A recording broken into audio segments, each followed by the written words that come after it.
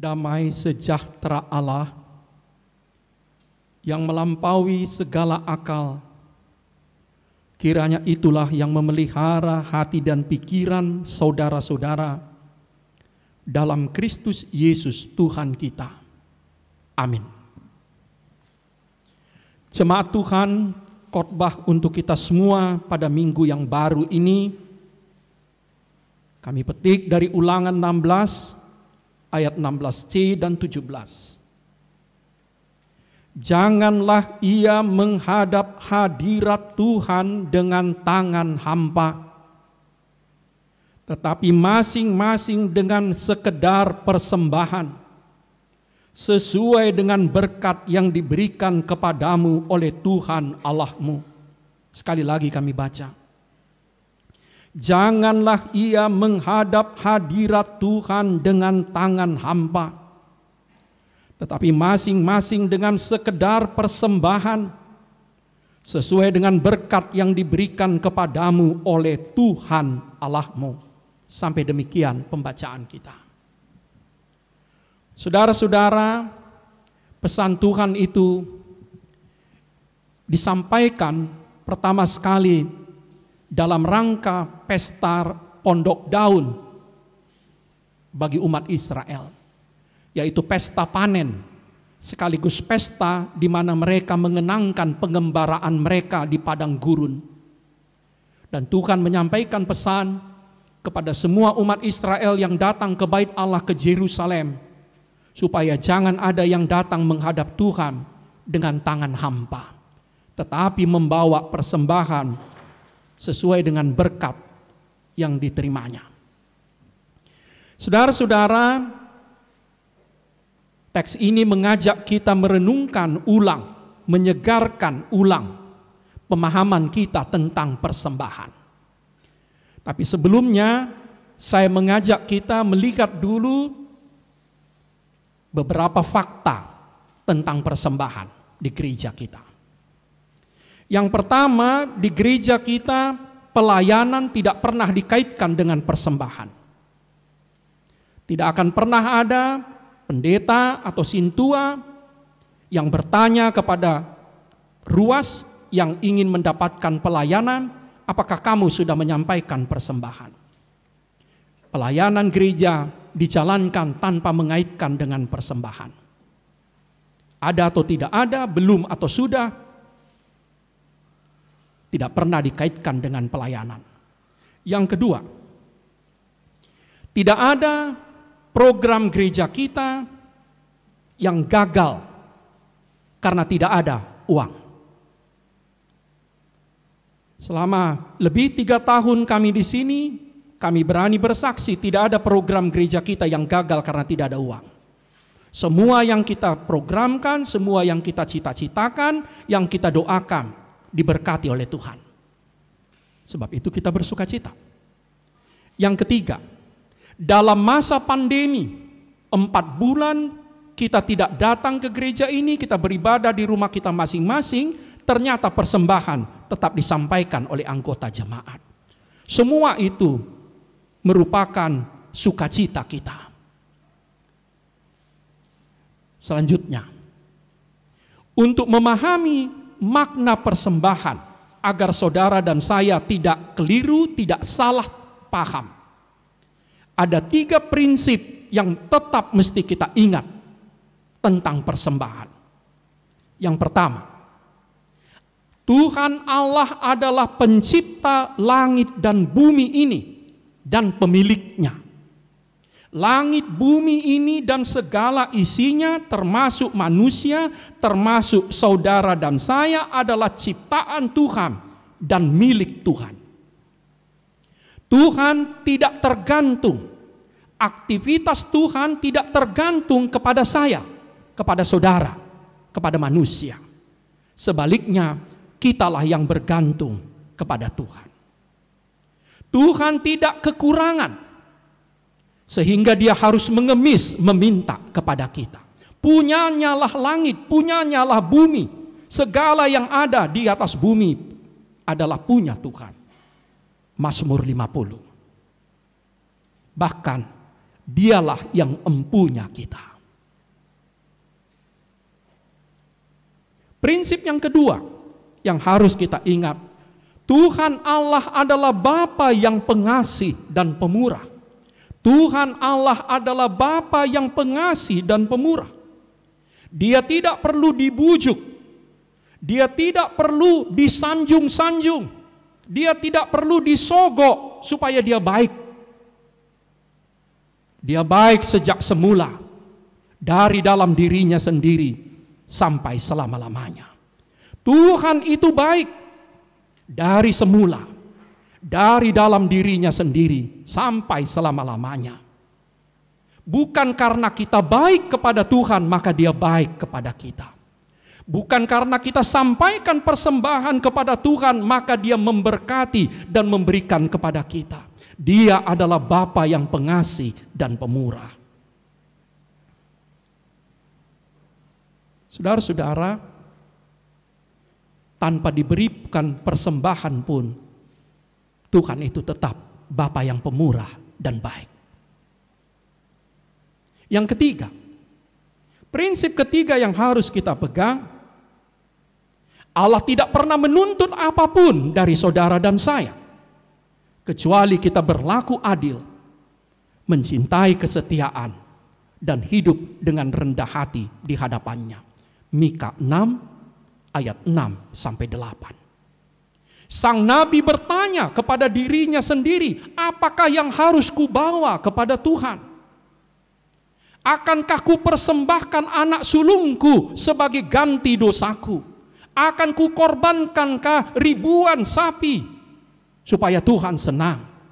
Tuhan mengatakan, hai manusia, tidak ada yang kutuntut daripadamu selain berlaku adil, mencintai kesetiaan, dan hidup dengan rendah hati di hadapan Allah. Tuhan mengatakan dalam Hosea 6 ayat 6, yang tadi dibacakan sebagai hukum bagi kita, Allah lebih menyukai pengenalan akan Dia daripada kurban. Allah lebih menyukai kasih setia daripada kurban. Tuhan meminta dari kita supaya Dia dikenal. Kita berhubungan baik kepadanya dan setia. Itu lebih daripada persembahan. Dan di dalam Mazmur 51 ayat 14, Allah meminta hati yang remuk, jiwa yang hancur sebagai persembahan. Hati yang remuk, jiwa yang hancur, itulah persembahan kita kepada Tuhan. Dan di dalam Roma 12 ayat 1, Tuhan mengatakan, persembahkanlah tubuhmu, itu adalah persembahanmu yang harum, yang berkenan kepada Tuhan. Dengan 3 prinsip itu, amang-inang, barulah kita memahami apa yang dikatakan Tuhan tadi. Jangan ada yang datang menghadap dengan tangan hampa.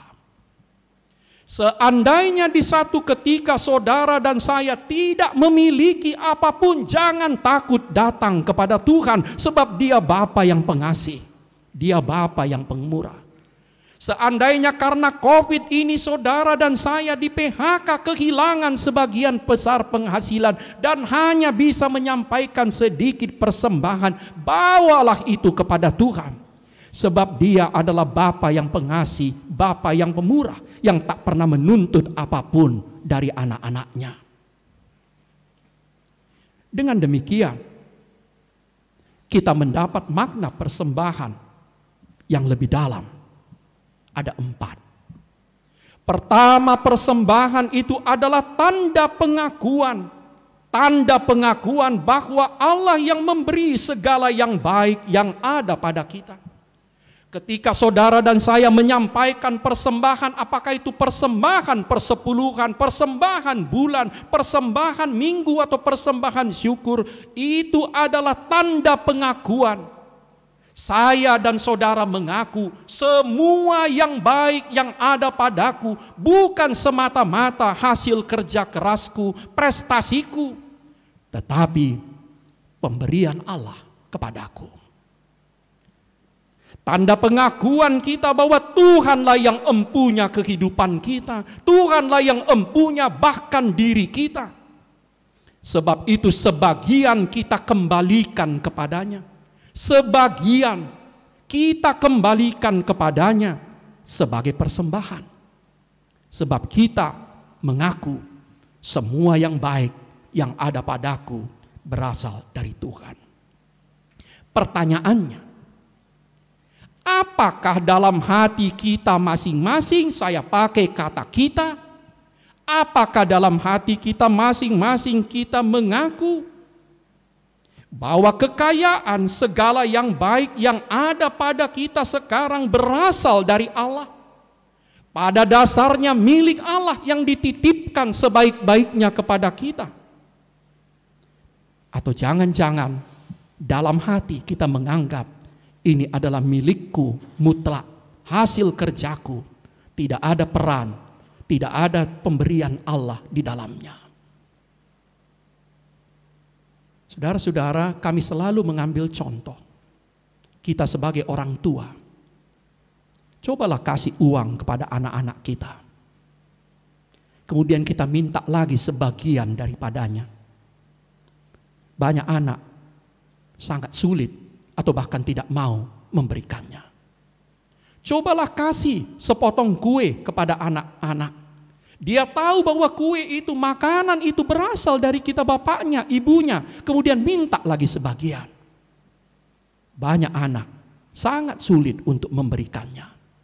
Seperti itulah kita kepada Tuhan. Seperti itulah kita kepada Tuhan. Tuhan yang memberi segalanya. Tetapi kita sangat sulit untuk mengembalikan bahkan sebagian kecil kepadanya sebagai tanda pengakuan. Yang kedua, persembahan itu adalah ungkapan syukur dan terima kasih kita kepada Allah. Allah lebih dulu berbuat baik dan selalu berbuat baik kepada kita. Allah memberikan segala-galanya kepada kita. Bahkan Yohanes 3 ayat 16 mengatakan, anaknya yang tunggal dijadikannya persembahan. Supaya kita selamat, supaya kita hidup baru, supaya kita hidup kekal. Dia memberikan rohnya kepada kita. Dia mengabulkan doa-doa kita. Dia menjawab kerinduan-kerinduan kita. Sebab itu kita memberikan ucapan syukur dan terima kasih kepadanya. Persembahan itu, apakah itu persembahan persepuluhan, persembahan bulanan, persembahan mingguan, persembahan syukur, itu bukan sumbangan. Itu bukan sumbangan. Itu adalah ungkapan syukur dan terima kasih kita kepada Allah, pemilik langit dan bumi, pemilik kehidupan kita. Kepada Bapa yang telah memberikan segala-galanya kepada kita. Hanya dengan itulah kita bisa mengucapkan syukur padanya. Karena itu, persembahan sebagai ungkapan syukur kita sampaikan dengan gembira. Kita sampaikan dengan riang gembira. Sebab Allah sangat baik kepada kita dan memberikan segala yang kita butuhkan dan perlukan. Dan jumlah berkatnya tidak pernah bisa kita hitung dan kita banding-bandingkan dengan pemberian kita. Yang ketiga, persembahan itu adalah bagian dari ibadah, bagian dari pengabdian, bagian dari bakti kita kepada Allah. Kita menyampaikan persembahan di dalam ibadah. Dan semua persembahan yang kita kumpulkan itu kita doakan dalam ibadah ini. Karena itu persembahan itu bagian dari ibadah. Apa yang kita lakukan ketika kita beribadah kepada Allah? Kita memuji Dia, kita berdoa.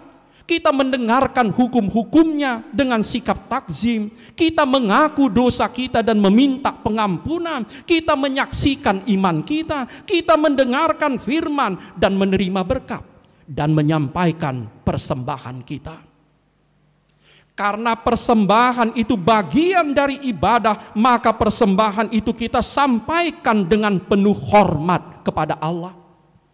Ketika kita menyampaikan persembahan, sama hormatnya dengan kita ketika kita berdoa kepada Allah.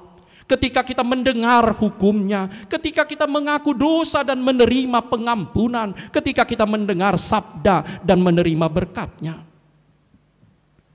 Saudara-saudara, Allah tidak hanya menerima persembahan kita, tapi Dia mau kita berdoa kepadanya. Dia mau kita mendengar dan patuh kepada hukumnya.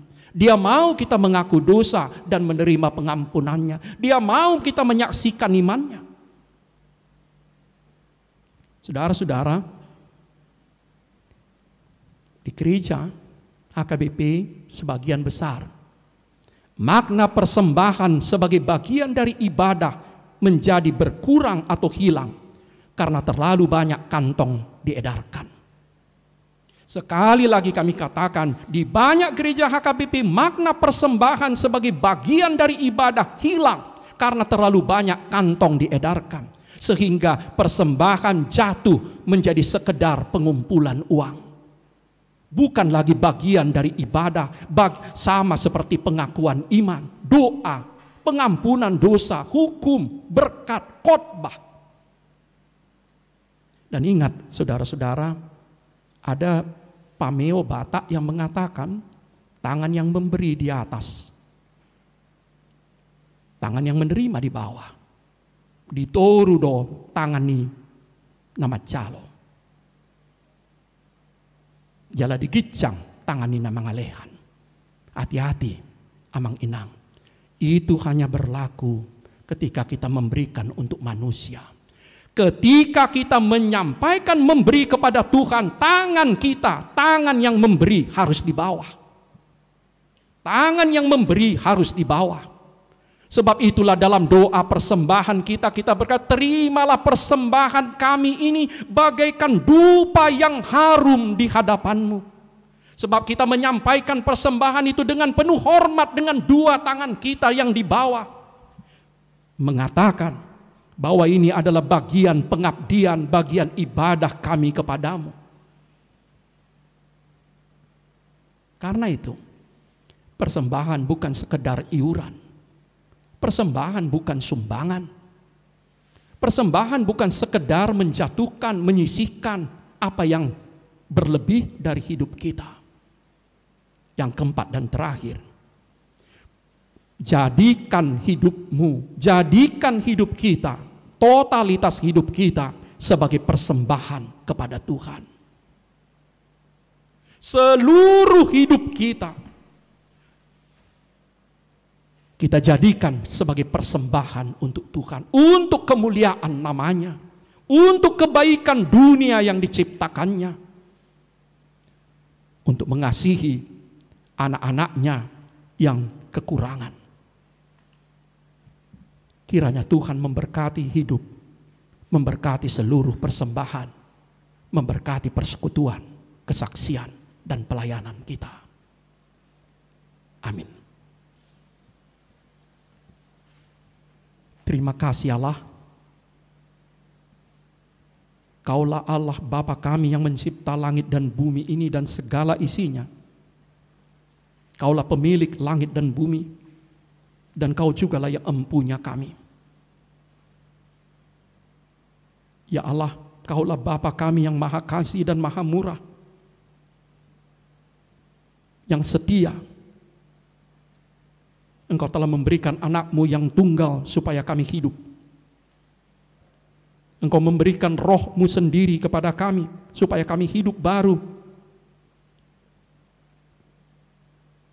Segala yang baik yang ada pada kami berasal dari Engkau. Ajarlah kami untuk mengembalikan sebagian dari berkat-Mu sebagai tanda pengakuan kami bahwa Kaulah yang memberi, Kaulah yang memberkati kami. Sebagai tanda syukur bahwa kami sudah menerima banyak dari-Mu.